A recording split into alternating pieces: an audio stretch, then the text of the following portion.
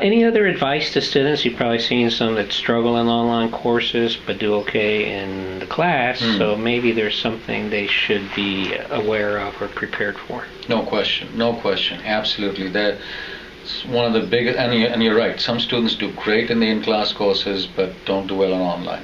By the same token, the flip side is also true. There are some who do great on online, Right. but don't perform that well in class, and that obviously implies there's a big difference between the two in terms of how to excel in each one. In the case of online courses, what I always tell my students, first of all, read the syllabus carefully, thoroughly. Secondly, read the syllabus carefully and thoroughly. Third of all, I think you get the idea. Right. Do it as many times as you have to, because the syllabus is the ultimate document that tells you about all deliverables, all course expectations, Dates. the professor's schedule, dates, times, deadlines, about exams. Right. Read it carefully many times until you really are comfortable with it. Mm-hmm. That's very important. The other question sometimes we get is group projects. When there is a group project in an online course, what are the dynamics of that? It seems to many students that would be very hard to pull off in an online course. You're right. I mean, students again ask me the same thing. They say, in class we understand we make the group presentations, but how do we do it in an online format? Again, I tell them that there's a difference from faculty to faculty, from course to course.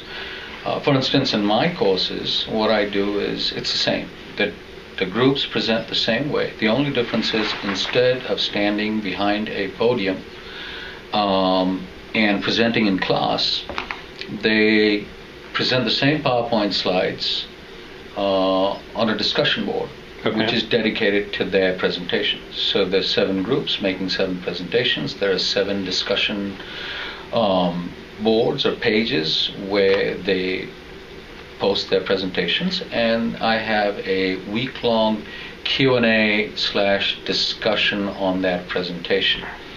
So it's the same thing. Instead of standing in front of a class, they're posting it on a discussion. So in your case, do the other teams see the presentations of the other teams? Absolutely. Everyone, just like in class, everyone gets to see the PowerPoints and attend to their presentations, as well as everyone in class gets to ask questions for an entire week.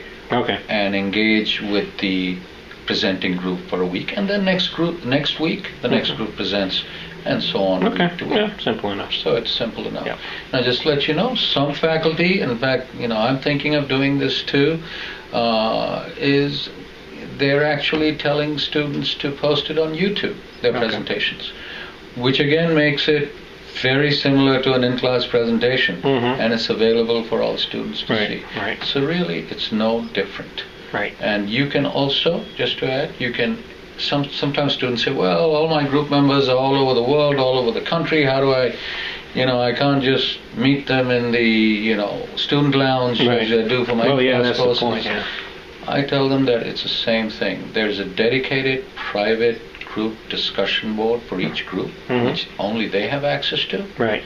And nowadays, Google Docs, etc. E-learning itself has a lot of different functionality in terms of document transfer and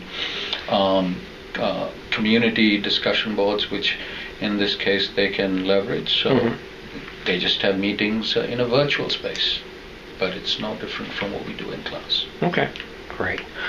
Any parting thoughts? Thank you. It's been pretty complete, I think. But any final thought? No, I think the only thing I'd say is that don't be intimidated by online courses. Embrace the fact that there are a lot of unique advantages and possibilities with online courses that you actually cannot get in class courses. Right.